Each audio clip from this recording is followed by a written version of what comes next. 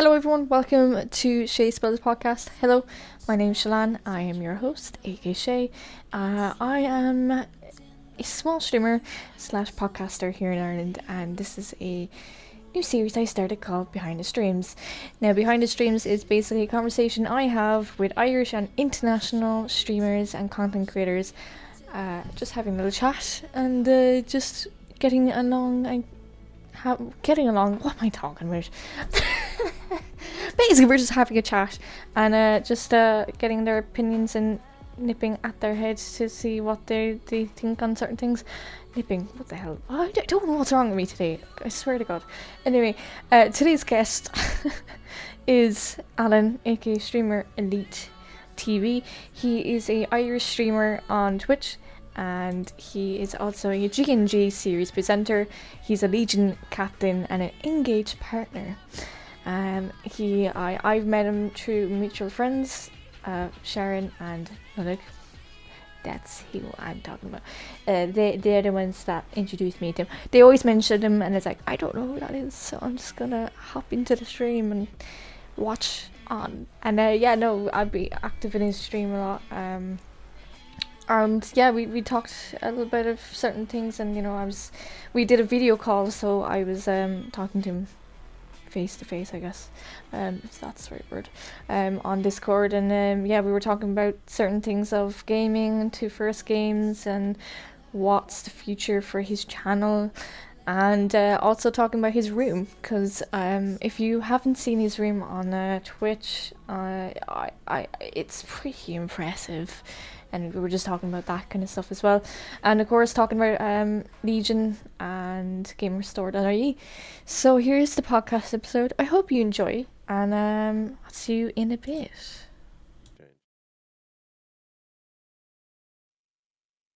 Yeah. For anyone who doesn't know who you are, who are you? I don't know. I'm StreamerEliteTV.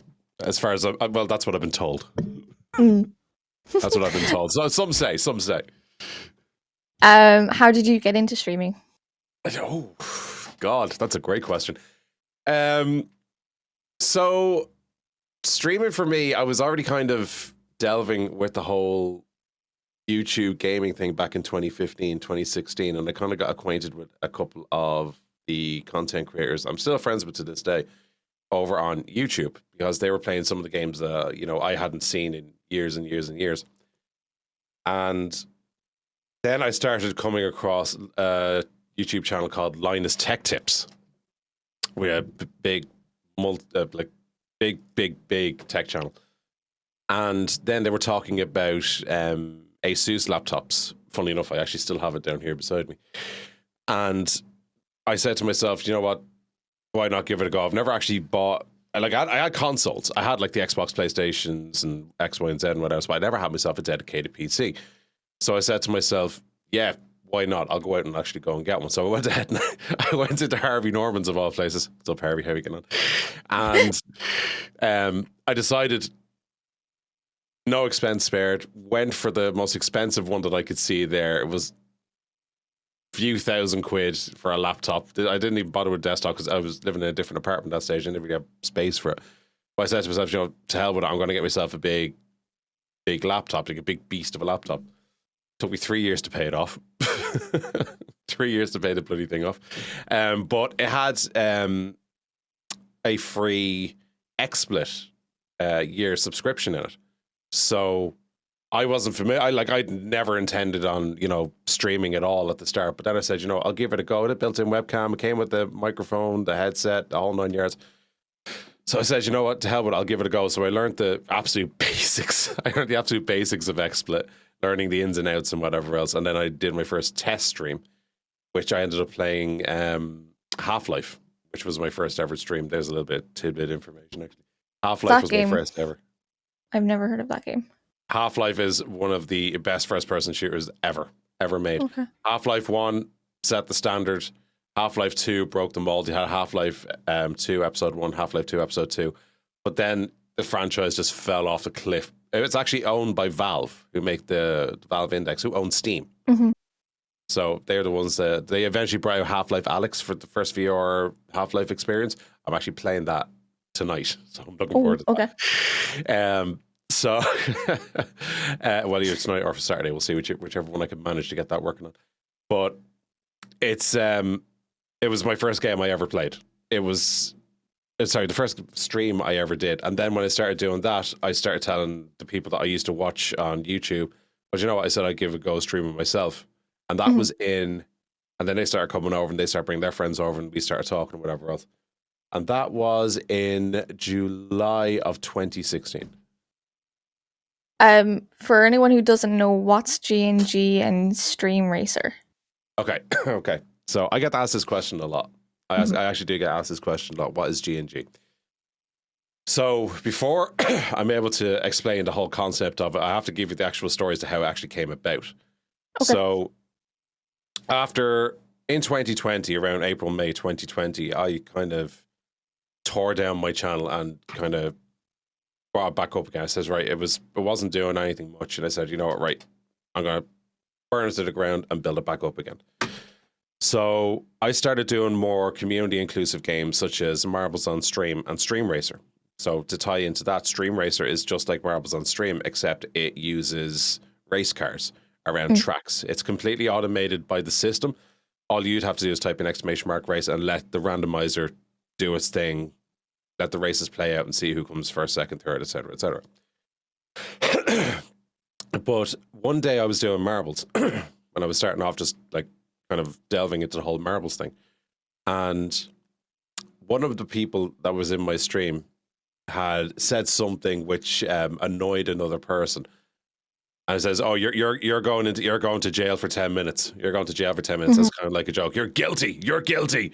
You know, that kind of became a bit of a running joke. But then the chat started saying, "No, he's not guilty." So what I did is that I did a poll. I started doing, right, is this individual guilty or not guilty? And then that's how the GNG, which actually stands for guilty, not guilty, marbles came about. But then it became the GNG series because we were using the same format in other games. So the way it would originally worked is that GNG would be 5 races, and the winner of those Grand Prix, whoever placed first at that Grand Prix, got to select somebody in the chat to go for the guilty, not guilty treatment. It didn't matter who it was. It didn't matter whoever it was. But then the chat decides. So the winner get to choose the person. Then we put up the poll that the chat get to decide whether that person's guilty or not guilty. So they wouldn't be able to go to the next round for 10 minutes to try and get their revenge or to try and run up. 99 times out of 100, it was guilty. So just for the clip. But then we started doing it with Stream Racer. We started doing it with Video Games Arcade and a couple of other titles as well. We actually did GNG Retro as well, using Sonic and a couple of other games. But it's a broad expansion on a lot of different things. But guilty, not guilty is where it originally started, by having that interaction with the chat. So the GNG, the guilty, not guilty marbles, guilty, not guilty Stream Racer, etc., turned into the GNG series. So that's how that all came together. Because like I was trying to explain it to someone yesterday about it, and I couldn't describe it at all. Initially, it's a confusing concept for people that don't understand without seeing what like you'd have to see it to understand it, if that makes sense. Which is kind of an appeal to it. Talk a little about how you got into Gamerstore.ie's Legion. Gamerstore.ie Legion, yeah, absolutely no problem. Like, there's some fantastic people that are running it, that absolutely incredible people running it. So I liked to do the convention scene around Ireland, so I got knowing to a couple of other content creators, some that are in the Legion as well. So we became mates, became friends, and whatever else. But then Gamerstore then started the Legion initiative, where it was calling out for content creators to be part of Ireland's first ever content creation program, geared at giving content creators a bigger audience.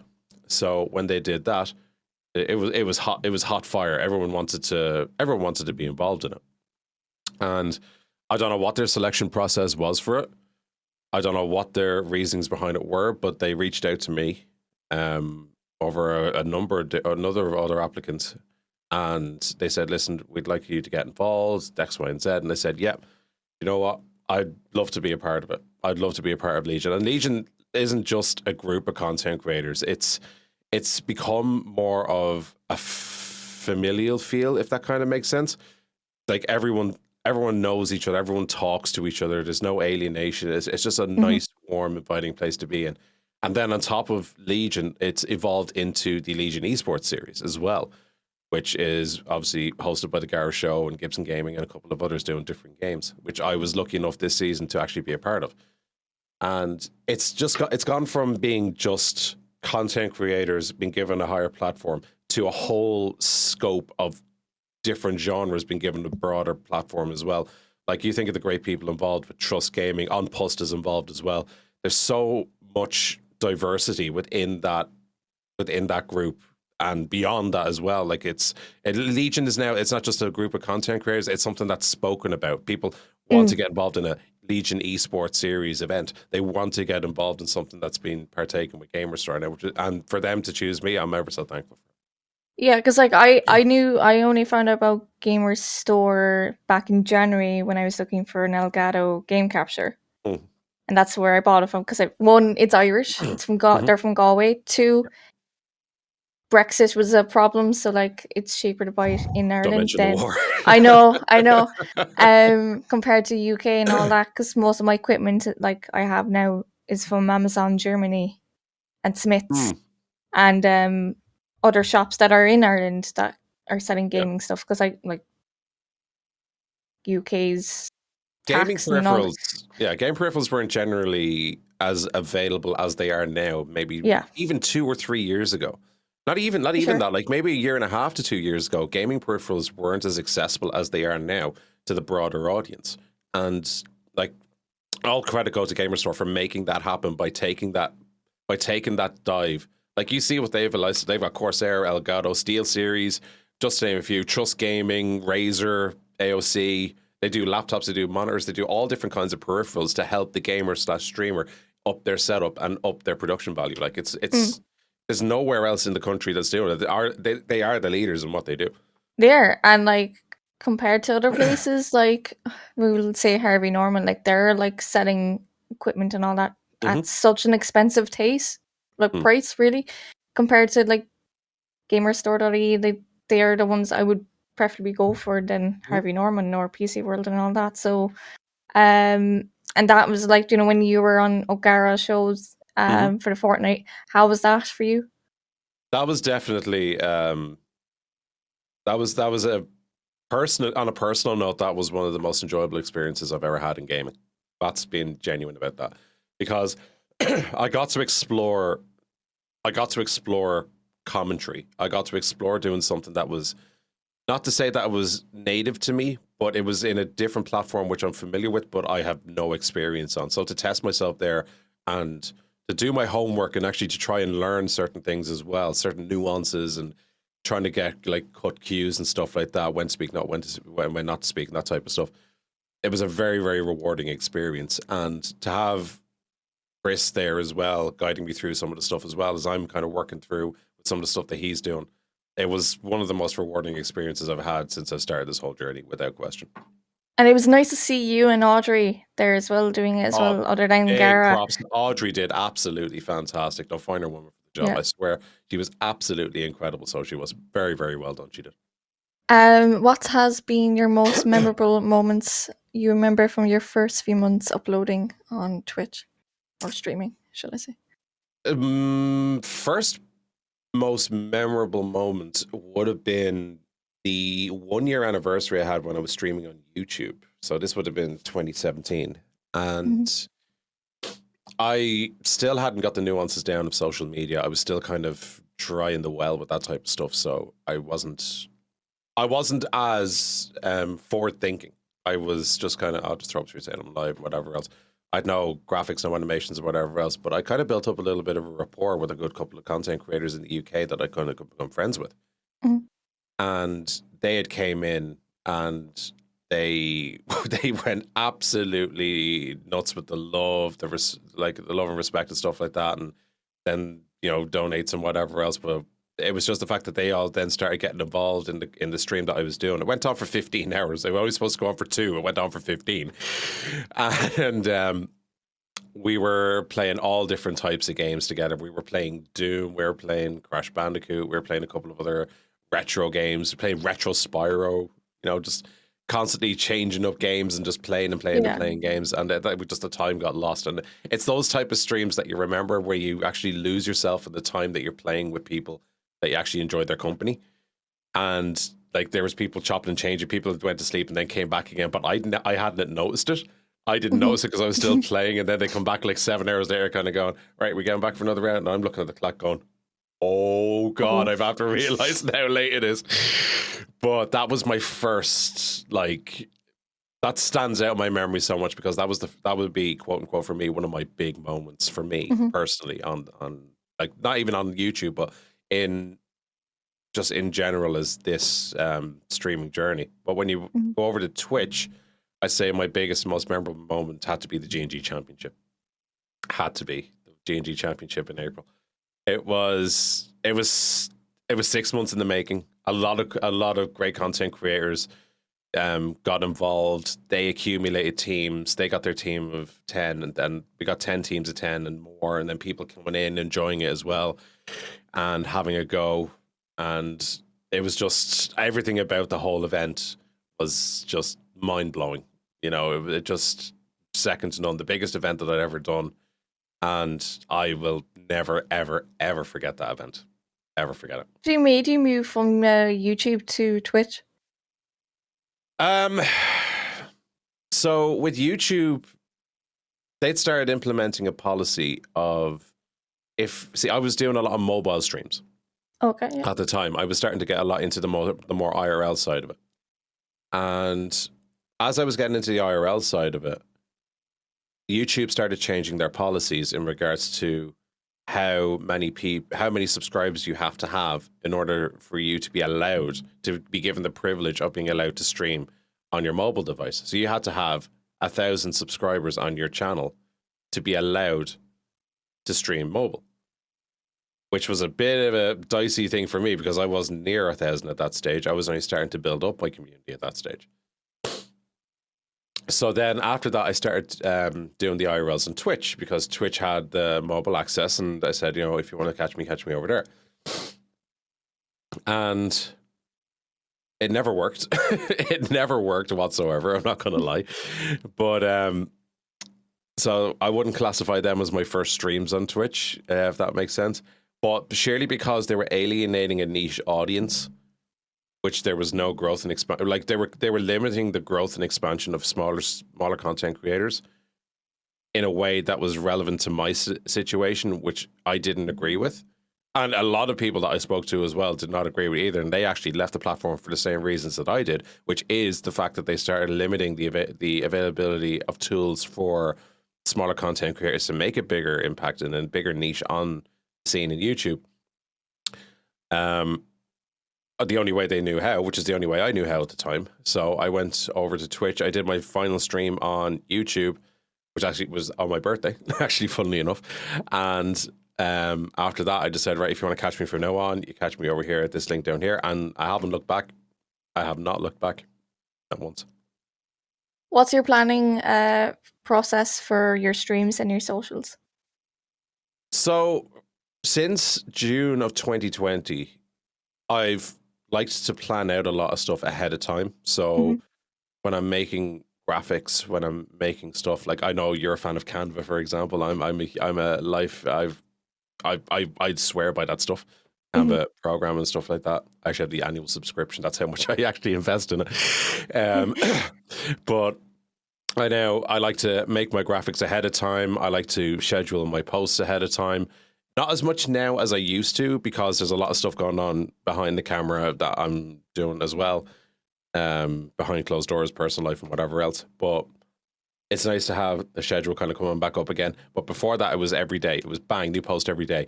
At the same time, every day it was 3 o'clock on the dot. Monday to Friday, at the very least, you would get bang, bang, bang, bang, bang. This is what's going to happen. And then having that schedule set 10 p.m. Monday to Sunday. I do 7 days a week, Monday to Sunday, no breaks, no days off. Constantly going and going and going, getting the marbles going, getting people involved, getting people interacting. Scheduling my posts, making my graphics, having my own flair on them, and then wording my own tweets as well in a way that's provocative for people to click the link to me, which was always helpful. And I'm starting to get back into that whole routine again, thankfully. and it's starting to show as well. And I just make sure that I have that schedule. And I actually learned that from Chris. I actually learned that from the Gara show. I'll hold my hands up to that. He told me this is bang, bang, bang, bang, bang. This is what you need to do. Make sure you stick to that routine. And it hasn't stepped out once. Gets all props for that. Video game you ever played? The first video game I ever played. Mm-hmm. God, I'm gonna sound old here. God, you put me in a spot. Right. Now, is this the first video game I ever played in my entire life, or the first one I played as an own? In my entire life, right? Okay. First video game I ever played in my entire life was a game called Carrier Command. It was on the Atari ST Discovery, and it became part of a 2 floppy disk pack, the blue floppy disks. On those floppy disks were Carrier Command, Space Harrier, Bomb Jack, and Outrun. If anybody knows what Outrun is, it's a driving game. And Carrier Command was, you pop it in. I was actually only playing it there the other day. The nostalgia trip out of it's unbelievable. It's actually a sequel. And it was this, you're on a ship with weaponry and boats and Delta flyers and stuff like that go over, and you're trying to conquer all the islands basically and not get blown up. But this is a young lad who just sees pixels just flying across the screen, but pixels are the size of dish plates, you know. So it's like watching a game of Pong going back and forth on an old CRT monitor and stuff like that. But after that, then I said it was the previous 3 to that. Then it was Bomb Jack, which was basically a little guy like Mega Man that goes around up into ledges collecting bombs, trying to avoid the ghosts, like Pac-Man type of thing.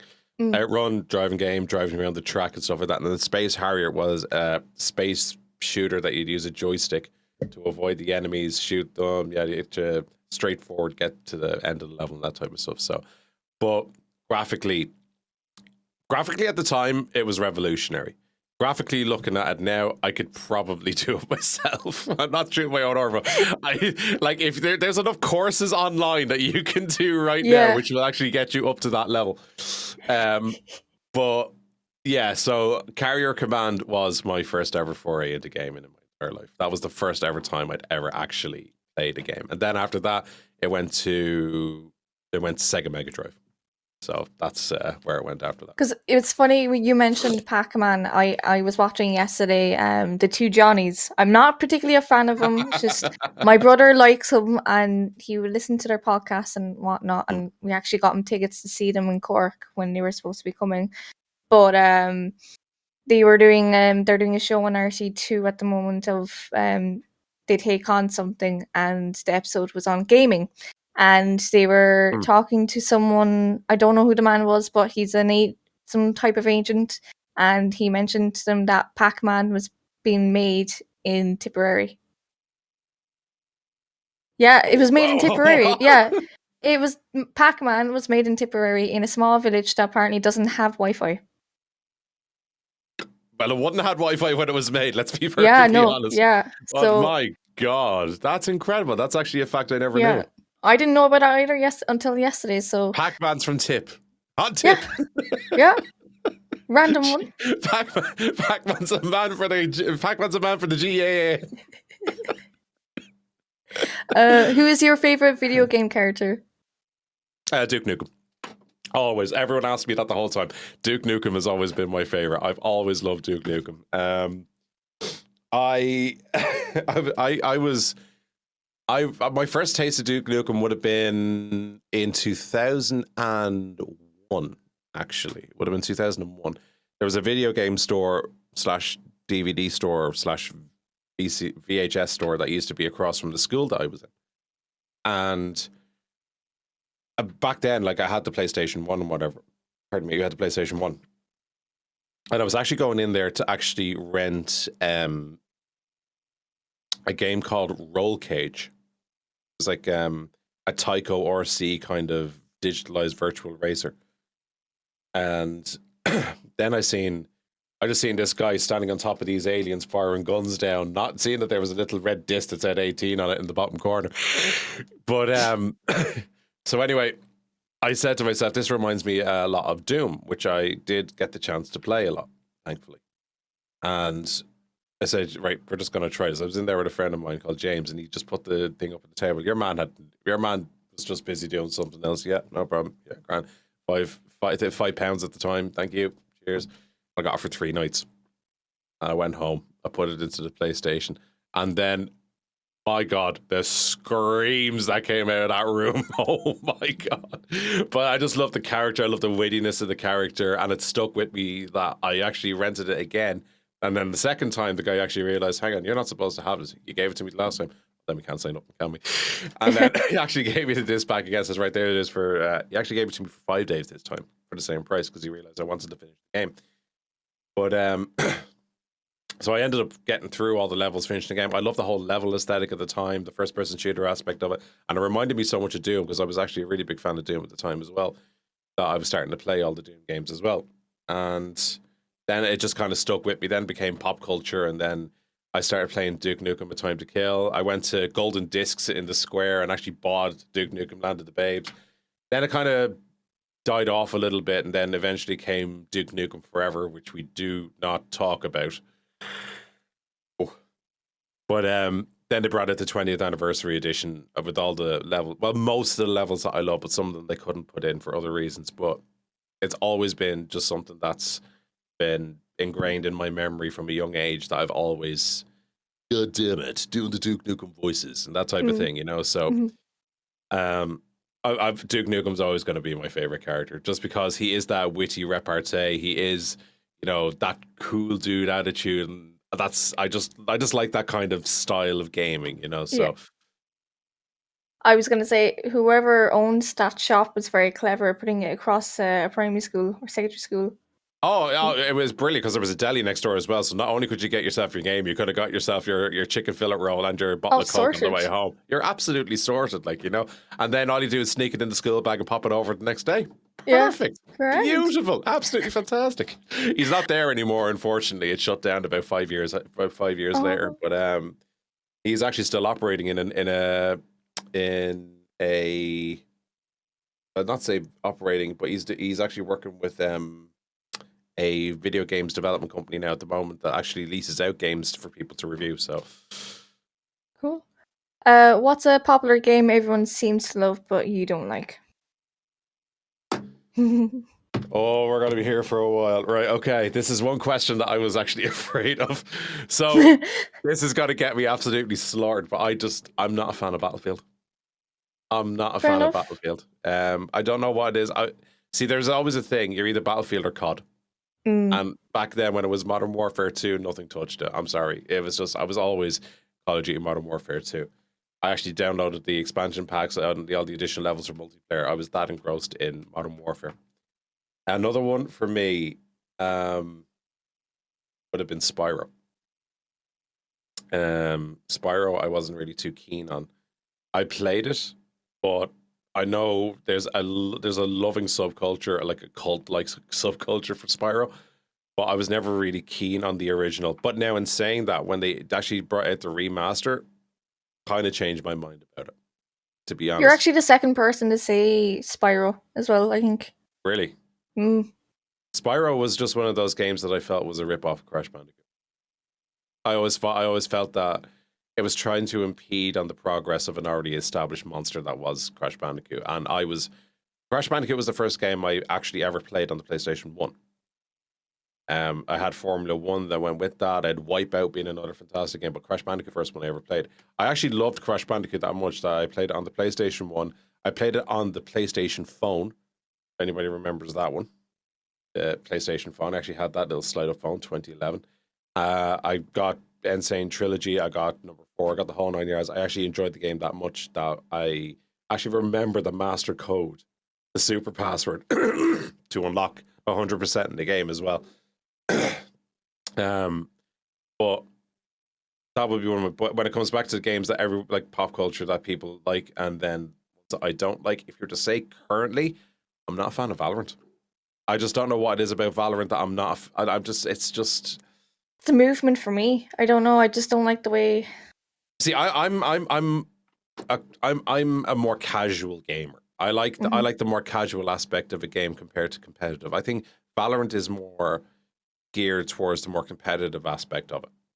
You know, the precision shots, the timings, the trigger responses, your FPS on screen. That all of that is relevant in play when it comes to Valorant as a game. I have no interest in that. I enjoy a game for the casual aspect, the fun aspect, the adventure, the story. And then it comes to battle royales. Of course, you have the likes of Fortnite. But I'm really starting to get back into PUBG again. PUBG was my first battle royale game that I played. And the other one that a lot of people, I actually, now that I think about it, a lot of people actually get onto me about this for not liking it for some reason. Bloodborne. So Okay. Bloodborne, the Dark Souls, and all that. Everyone was saying to me, "Yeah, you're too." I'm the only person. Right, I tried Bloodborne. Right, I actually tried. I think I'm the only person in content creation history that's ever rage quit a game at the character creation screen.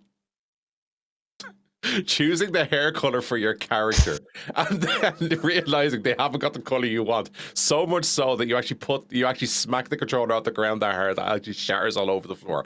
I actually rage quit Bloodborne by not being able to select brunette as my male character's hair color. Not the shade that I wanted. I actually just went, like, it was eyes, it was everything about it just infuriated me. And then and the fact you can't jump. That's another huge one as well. In Bloodborne, you can't jump. That's There's stupid. no jump button. It's all forward, back, left, and right motion. There's no 6 degrees of separation. You know, it's just left, right, up, down. Doesn't make sense. No jump. No.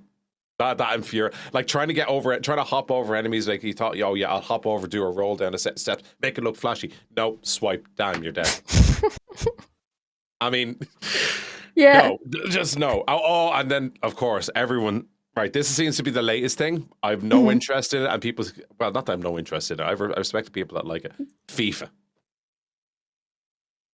You're the third person to say that as well. FIFA. The last time I played enjoyable FIFA was FIFA 2000. That's 21 years ago. Was the last time I enjoyed FIFA on the PlayStation 1. I still own that disc. The last thing I actually enjoyed about FIFA. It was Sol Campbell on the cover as well, if I remember rightly. But I just never got back into it again. It was just never something that was appealing to me after all the changes and stuff like that. But people are trying to convince me now to buy it and give it a go. And I'm half considering it and I'm half thinking about it. I might cave into the pressure one of these days and actually might buy it. I don't know. We'll see. But FIFA, no. We'll see. We'll see how it goes. You know what? Because someone was saying it on the podcast, like like the buying of the cases or the coin or like buying the packs or something. Is that I haven't played FIFA in a long time, so the packs really is like a way of gambling. It was the same type of thing they used to do with loot crates when it came to Star Wars Battlefront 2, which would start the whole controversy. CSGO being another big one as well. Yeah. That's what started that whole controversy when it was edging on the whole gambling aspect. And like, I've no problem. Like, you remember games back in the day, you had to make sure you did every single thing possible in the game to earn the rewards that you were given. Like if you finished the game on ultra hard mode or ultra violent, you got a different reward and was more rewarding than the previous one until you built up and got all the rewards in that game. They'd be locked off rewards you couldn't get unless you did certain somethings and whatever else. Now it's just a case of, yeah, I've got an extra $5.99 in my card here. I'll just unlock the game. Like, you know, it's like that takes the fun out of the game. You know, there's no enjoyment in it anymore if you're just going to pay for the ending. You know, there's no chase. There's no enjoyment in it if you're just going to pay for the ending. And that's kind of ruined a lot of games. And it's happening with packs now as well. And it ruined Star Wars. Like that it ruined Battlefront 2. You know, it just completely, like, it was a great game until that happened. So yeah, I know. If you could live in the world of the last game you played, what world would that be?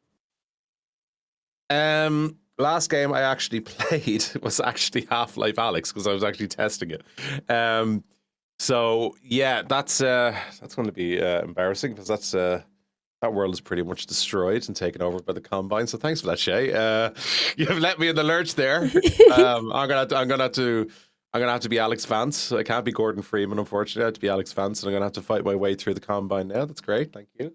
I feel like that's my life over. If you could delete one video game forever, what game would that be? See, I can make it. I can actually make it. I can say something here that could stir somebody the wrong way. I'm not going to say FIFA. Don't worry, because I understand how valuable FIFA is to a lot of people and how much it's impacted a lot of people's lives. Is this a game that I've played or just that I know from pop culture? Well, both. It could be either way. I suppose one game that I could do. If Fortnite never existed, gaming wouldn't be what it is today. I mean, it's dominated the charts in a whole lot of ways. So I'm not going to say Fortnite. One game, I suppose there's one game out there that actually does stick out in my mind a lot. It's a game called Getting Over It. So basically, you're a bald man in a cauldron with a pickaxe trying to claw your way up to the top of existence. You start off on the beach and you have to use your pickaxe and hoist yourself up to get to certain levels. It's actually been quoted as one of the most rage-inducing, rage-quitting games that has ever been made. It's so frustrating that I've actually seen people smash monitors, keyboards, walls, doors, other people. It's that rage-inducing. And I'm all for a good game, but I'm not for a game that's going to constantly make me rage quit. So if it was, it would have to be Getting Over It. Definitely. Do you think PC gamers are superior to console players in gameplay? That definition is actually unwarranted in a lot of respects, because there's a lot of console players that are actually better than PC players. I mean, and there's a lot there is naturally going to be advantages to either side. So it's a pretty even spread out argument when it comes to a lot of games. Like, yes, with PC, when it comes to gaming, we can enjoy, higher graphics, higher FPS, and uncapped motion blur and whatever else. By the way, screw motion blur. But there's so much different diversity there. It depends on the game that you're playing, where you can get a competitive edge depending on the platform that you're playing on. So there's never going to be a definitive answer to that argument in my eyes, because everybody, depending on their platform, is always going to have an advantage over somebody else, whether it be mouse and keyboard or whether it be controller. So there's no real answer to that, apart from everyone has their own niche and someone's always going to be better on something than somebody else. This is more of a serious question. What needs to be done by gaming companies, streaming networks like Twitch for female streamers? In what respect? In the way of treatment and in general respect. I'm a firm believer of an open door policy. I'm a firm believer that everyone should be treated as an equal. There should be no exclusion across the board in any way, shape, or form. Everyone deserves an open opportunity to express themselves. And gaming companies and streaming platforms are becoming more inclusive. They're starting to bring in a lot more communities than they used to, and giving them a broader audience, which is great to see. Push it harder. Push the all-inclusive aspect for everybody to be allowed to come in. Welcome them in. Welcome and say, yes, we'd love to have you in here. Come on in. Invite them to come on in. Don't sit there and wait for them to come to you. You bring them in and make it a bigger, a wider community, a bigger platform for everybody. You bring the communities to you. That's how I see it. Mistakes in streaming. Sorry, your mic cut out there. Did it cut? That might. What have you learned from the mistakes you've been streaming? Mistakes? What have I learned from the mistakes I've made? Streaming for me has been a journey that I've had my highs, I've had my lows. I've made mistakes. I've made decisions that have changed my life entirely for the good. So there's always going to be ups and downs. But I've learned that having a schedule, having confidence in myself, having the support of the people that actually want to see him succeed makes all the difference. And pushing out my unique individuality, it may not be everybody's cup of tea, but damn it, I'm doing it for me, and I'm being who I want to be, and I'm not going to be anything else than somebody else's. I enjoy I enjoy being the kooky, wacky, crazy nut job Irish old guy that a lot of people seem to call me these days.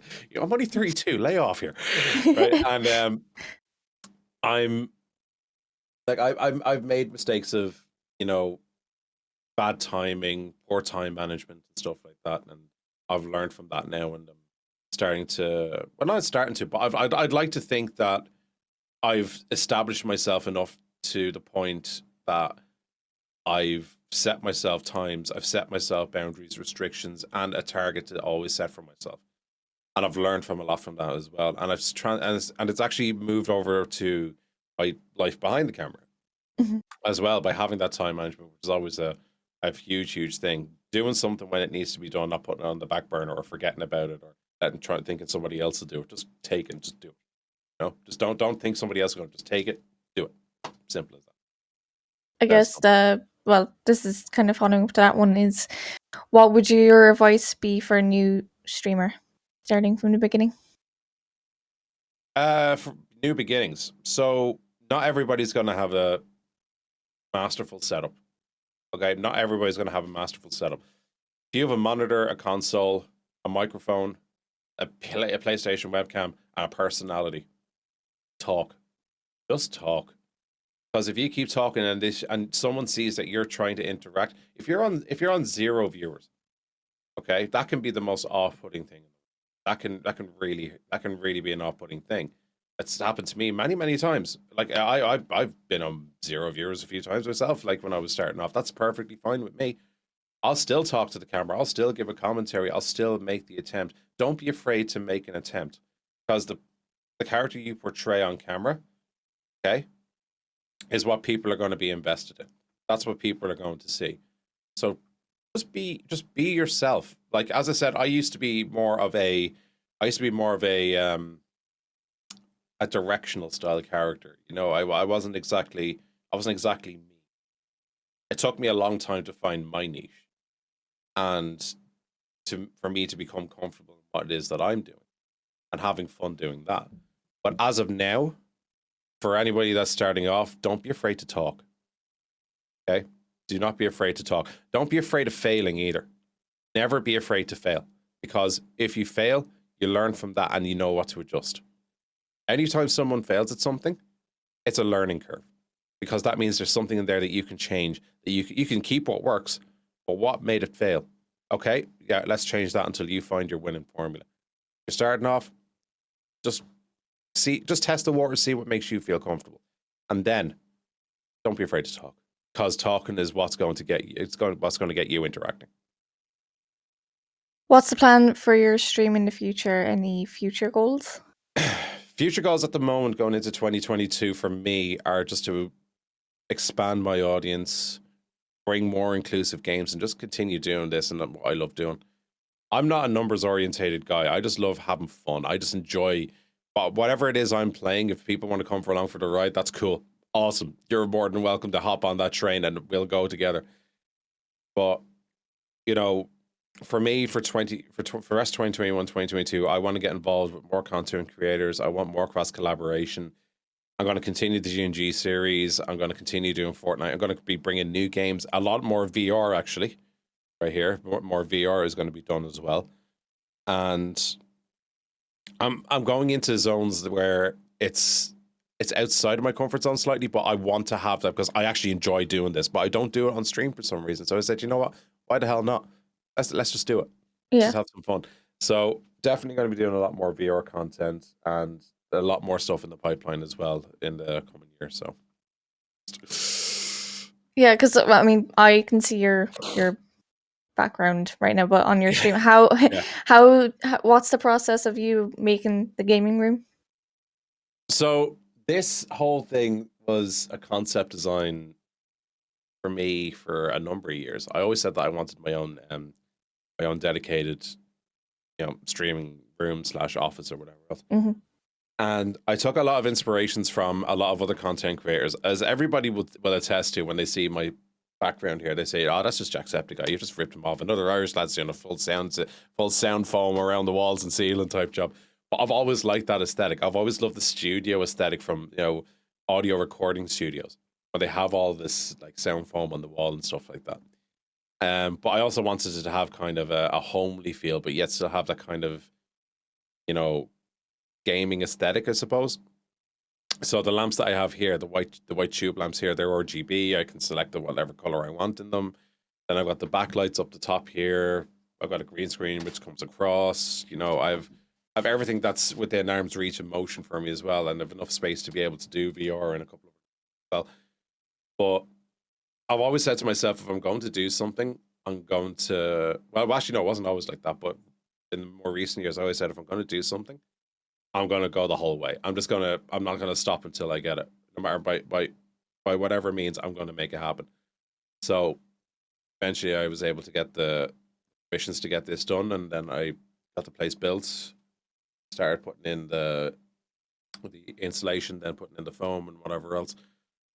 And now it's actually I barely spend any time not in here, you know, because I'm working on stuff here, I'm recording or I'm streaming or doing something in here. This is the place that I've always wanted, and now I finally have it. There's nothing else that I really want. If that makes sense. Now I have everything. Everyone says, "Oh, sure, look, now that you have that, you may as well get yourself like, you know, a Nintendo Switch or, you know, get yourself X, Y, and Z." But I've no interest in that. I really don't. I have what I've wanted. I have my VR. I have my PCs. I have my PlayStation. I have my Xbox. I don't need anything else. You know, I'll get current gen consoles, get a PS5, get an Xbox Series X. I don't want them. I genuinely don't. I have what I want. I have my own space. I have places where I can, you know, come here and work. Like this doubles as an office as well. This doubles as for stuff when I'm working remotely as well. So there's other stuff that I can do for people when I'm doing like, you know, logos or banners and stuff like that. I'll come over here, I'll do them quickly and then head off. But yeah, like it's not just like a gaming room, it's actually an office as well where I can actually put together ideas. I sit down, I can work as well in peace, literally in quietness, which is great. Also with the sound deadening, nobody can hear you scream. True. So jump scares, no one's going to hear me. Halloween's going to be fun in here. Is it part of the house or is it like outside? Oh, it's offsite. It's offsite. Oh, okay, cool. Yeah, because I was looking at a few of them for ideas eventually future wise, but they're quite expensive. It's not a cheap process, but it's a lot cheaper than some people actually have gone out and done similar stuff. I've done this on a lot less than what I've seen other people do it for. A lot less than I've seen other people do it for. And the great thing about it is that I would highly encourage, if anybody has the means to do so, to do it. Because you have your own office space, you have your own everything. Yeah. Do you have any natural light? Yeah. You have a window there? This comes up, yeah. Oh, okay. So I literally just slide that panel across, and then pop it open. Yeah. So I actually have access to open air and everything. And do you have a cooling system for your room? Because like if it gets quite warm, you do. Just up there in the right hand corner, right there. There's a lovely little cooling.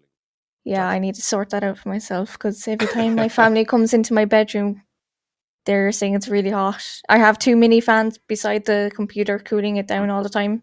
But like I feel the cold a lot more than them, so I find it comfortable. But when they come in, they're like, Jesus Christ, it's too hot. You need an Aran jumper. That's what you need. You need to go to Galway and get yourself an Aran Ganzi. I need one. You need one, and they are actually. I actually have one. I actually only use it actually around this time. If you're going to see, they make you itch so much. They do, honestly. They're lovely to look at, but they're just, especially if you're like sitting beside a nice toasty fire. Now it gets warm. Makes a good point. Actually, just to get back to this for a second, but the dual PCs run, they obviously generate quite a lot of heat. Yeah, and then when I've got the lights on, like I do now, they can also generate quite a lot of heat as well. I use Elgato lights for myself because they're the industry standard. Nothing comes close to these. I'm sorry, nothing does. Unless you're going to go and get like big, massive lens boxes and stuff like that. But that's a whole different kettle of fish. For content creation, they're the best. I'm just putting it out there. But a lot of heat can build up in a place like this quite easily, especially in such an encapsulated and enclosing. And people are thinking to themselves, like, how do you breathe in here?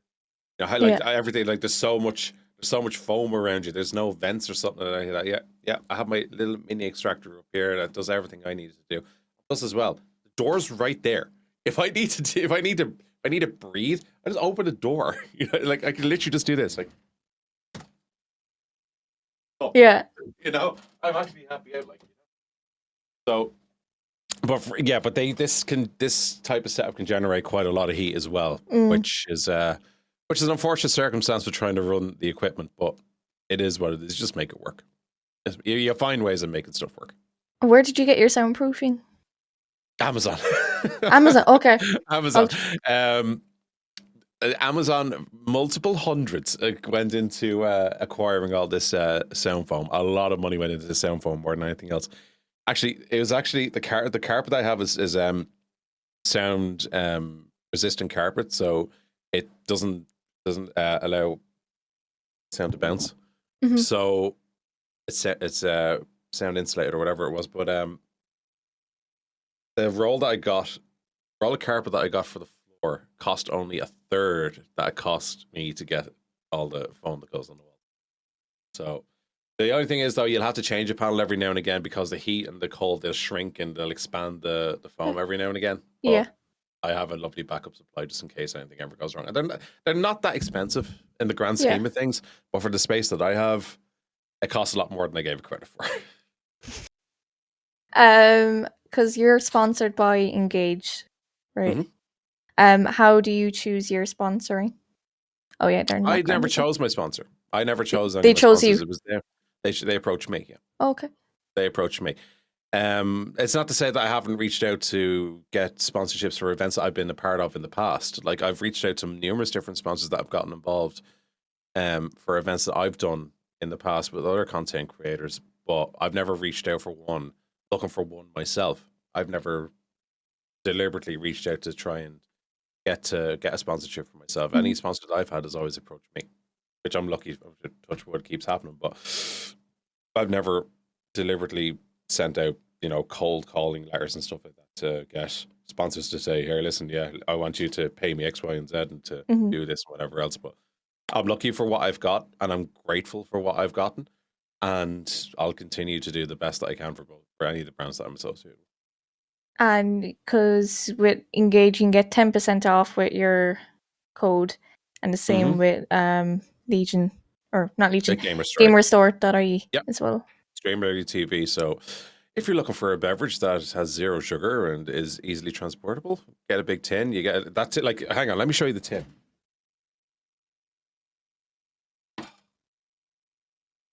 That's a big boy. Is that powdered? So yeah. Okay. Yeah, exactly. Yeah, it's 100% natural. 100% natural, and you can have lime, acai berry, or you can have apricot. Apricot is actually one of my favorites. It actually tastes like the Lucasade isotonics. That's why I've got 3 of them. And this tastes like kind of like cranberry juice. Okay. I like cranberry, if you like cranberry. But one of the best, as I said, is 100% natural, zero sugars and whatever else, but mixes in nice and easy. There's 35 servings to a tub, I believe. But it's rich. It tastes, and you don't get chalky taste in your mouth. Because I've tried G Fuel, and I only got like a starter kit. Yeah. Because I personally, I just never drink energy drinks other than Lucasade the odd time. Yeah. So I tried it, and it's not for me. But like if it's for someone else, absolutely happy for you. And as well as that, they do aluminium shakers as well. So no plastic. It's aluminium. Oh, okay. So those shakers, everything there is environmentally friendly. Majority of it, apart from the plastics that they use in the lid. Yeah. But the rest of it, biodegradable. They have the metal shakers as well. Everything that's there is, fantastic stuff. Absolutely fantastic stuff. And they actually have, that's actually one of the earlier shakers. Their current ones that they have now are the exact same shakers, except they're laser etched. So they're not using paints, they're using laser etching on the aluminium instead to carve the logo. Okay. Fair enough. So that's something different. They don't use the plastic. They don't use the plastic shakers like other companies do. They went for the aluminium to be different.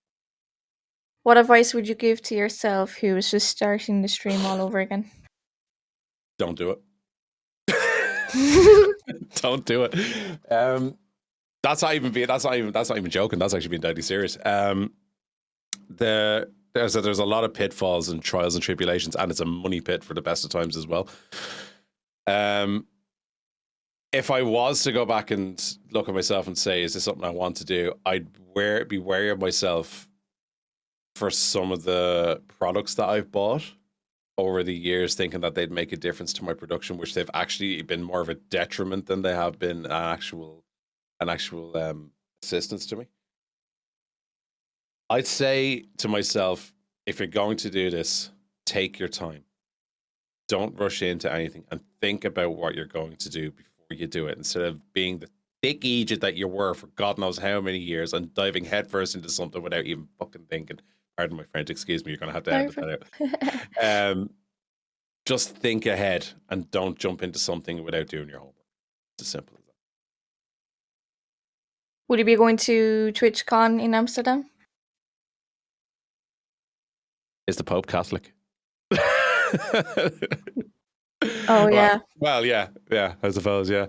But yeah, 100%. I went to TwitchCon in Berlin in 2019, and I still maintain to this day that it is one of, if not the best conventions I've ever been to in my entire life.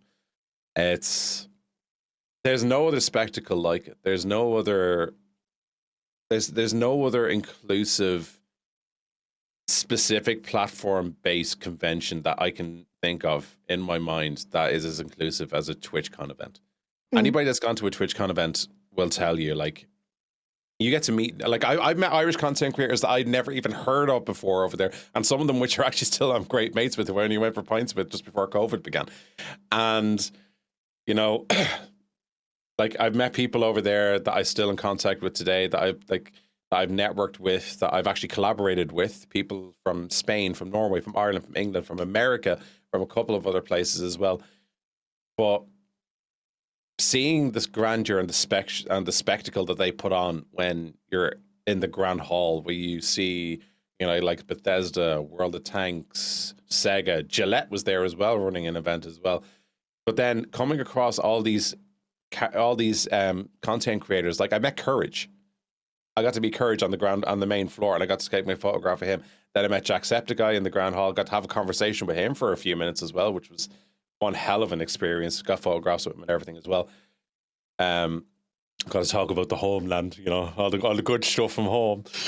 But but like, they're so, like, especially the one that was in Berlin. The great thing about the one about being in Berlin is that the venue was very well thought out, as in the direction of how everybody was supposed to go, the open areas, where everything was laid out, and being on hand for Emma to come on stage and tell us where Twitch is going for the next year, what are the new things that Twitch are bringing out, and being there live in person to watch these keynotes, kind of going, this is unreal. Looking up, kind of going, there's looking around, there's thousands of people around you looking at exactly the same thing. Well, this has been streamed live around the world, and I'm kind of going, I'm like a kid in a candy shop. There's nothing that compares to it. There's so much to do there as well. People, yeah, there will be times when people say that they found a boring minute or whatever else, but you always find yourself going back in because you think you've missed something. You're going back around again, and you're re-enjoying yourself again, and that's definitely one of the appeals of TwitchCon, without question. Do you think they should have like an Irish streamers Twitch panel? That would be a brilliant idea. I mean, like there's so much diversity within the Irish content creation scene right now. Like, you see some of the fantastic Irish content creators that are up and coming that weren't around before the whole pandemic began, that are now some of the most talked about content creators that are on the platform, you know, and having so much diversity just invites these type of panels to be created, and it would be brilliant to see. Like, I could name you 101 different content creators from this country and wouldn't do the next one's justice. You know, there's so many good ones out there that deserve a fair shake. They really and truly do. That have that unique aspect that is making all the difference. That's making them a household name, especially within the Irish communities. Definitely should be something that should be considered. I was gonna say, do you have any favorites Irish streamers? Irish streamers. Is this the part where you hand me the brown envelope so you can say your name? Is that what's happening here? Is it? No. Obviously, as everyone knows, like, I'm a massive fan of the Gara show. Like, he's been there for me. I hope I've been able to help him with a couple of things as well. I was always be a fan of Chris. Always been a fan of his. Jamie J. Carr being a massive one as well. Loved working with Jamie in and out. We'll do that to help those guys. Other ones, like I can name a few, like a Bang Average Fella, it's Rusher being one, Irish Kate. There's so many fantastic Irish content creators out there that anyone that knows me that's in, if I'm in their chat, Hunting L Games, Gibson, Mr. Inner Magic, any of them, they know how much I love their content because I'm actually there. I'm interacting with them. I'm not just glancing and just, you know, passing it off and whatever else. I'll actually sit there. If I'm there talking to you, I'm enjoying myself. Mm-hmm. You know, like I like watch whenever Sharon gets on, she does her thing and plays games and interacts and stuff like that. And then when Nullig Glitched is doing her thing and I get in there and have a conversation. When you're on, I try to get on and have a conversation. It's not so much a case of favorites. It's I'm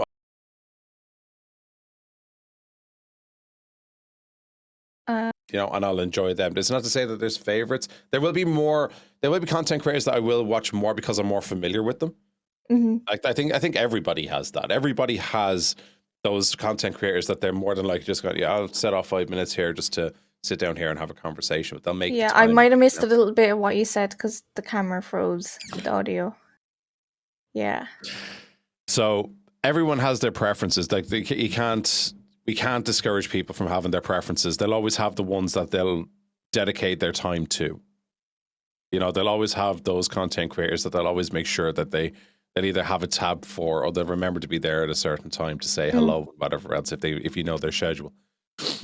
And it's gotten to the stage now where I'm more spread out. I like going into all different content creators, Irish content creators, and just, you know, having a chat with them. Because that's such a rare thing these days. It's such a bad thing to say, but it's actually such a rare thing where a conversation is actually had. You know, Yeah. it's just like a hi, howie, and then they're gone.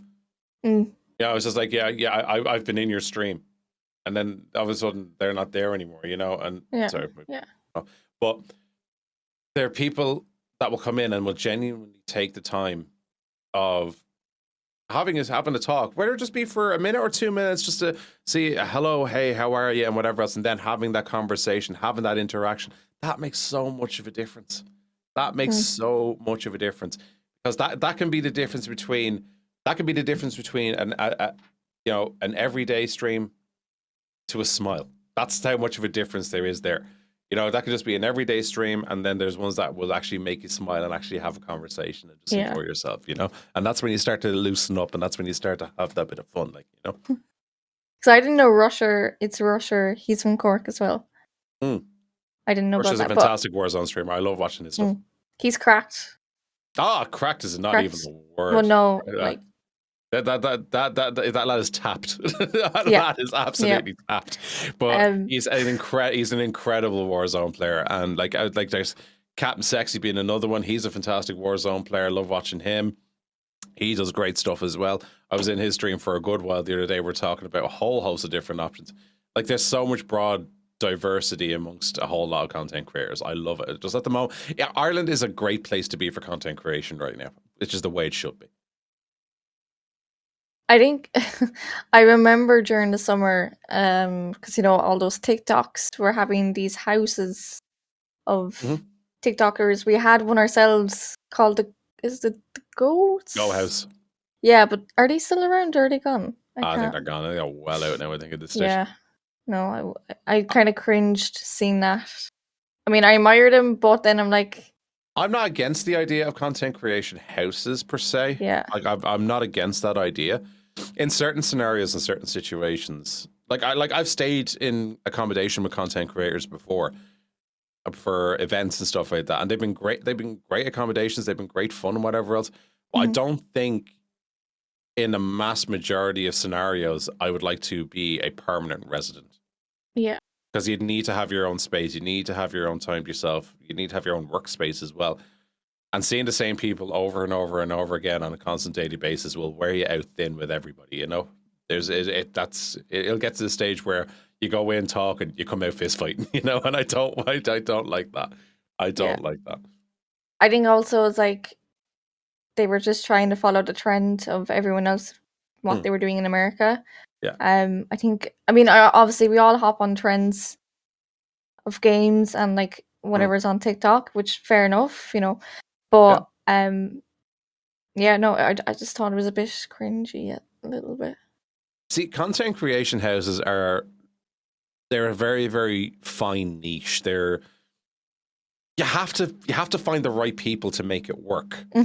And that's few and far between. So if you get let's say you need 8 people to make this content creation house work, 7 of them could be the best in the world. But then there could be that dark horse that could completely be the kink in the chain, if you will, that can completely change it and make it not as enjoyable because they don't fit the mold, and that alienates certain people. And there's a very fine line, a very fine needle to thread, like, you know, when it comes to things like that. When it comes to content creation groups and stuff like that, having, you know, content creation houses in this day and age in 2021, it'll work, but only for certain people. It's not going to work for everybody. Yeah, like I think with the Hype House, the allegations on two brothers, it didn't end very well for anyone. Because that the Hype House got a bad name for it, and then like, what was her name? Dixie.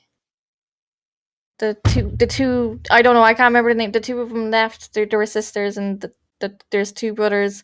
They were apparently underage. They were talking underage and all that. It's not. Okay.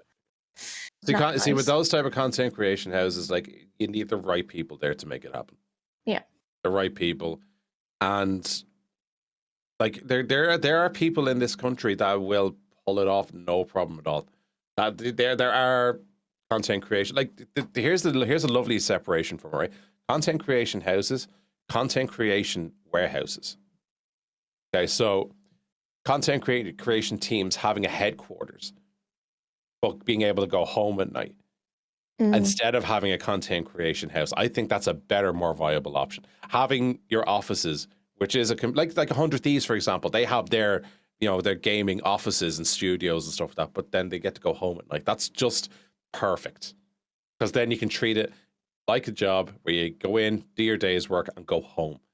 In a content creation house, you do your content, and then you're literally in the next room listening to screaming and going, "Oh my god, he's a fragger! That's a controller player! You're not some," you know, you don't need that, you know. For anyone who wants to follow you on your social medias, what are they? StreamerEliteTV on all socials. Thank you so much for doing this. Absolutely no problem, my dear. You know me. I will be at your beck and call if you ever need me. Thank you. And for anyone who does want to buy anything from GamerStore.ie, the code is StreamerElite. StreamerEliteTV. There we go. Thank you so much, Alan, for taking part of the episode. Make sure to follow him all on his socials right there, as he said. If not, it'll be in this episode details. So make sure to check him out there. Also, check out GamerStore.ie and check Legion out as well. If you want to follow me as well, I am SheilannO on Twitter. Also have a Twitter for the podcast, ShaySpillsPod. We also have an Instagram as well there, and everything on my socials there in the link tree is there. You can check out and follow me there. Thank you so much for listening to this week's podcast. I will see you next week for next Friday midday for the next episode for Behind the Streams. I'll see you all very soon. Have a lovely weekend, and I'll see you guys all very soon.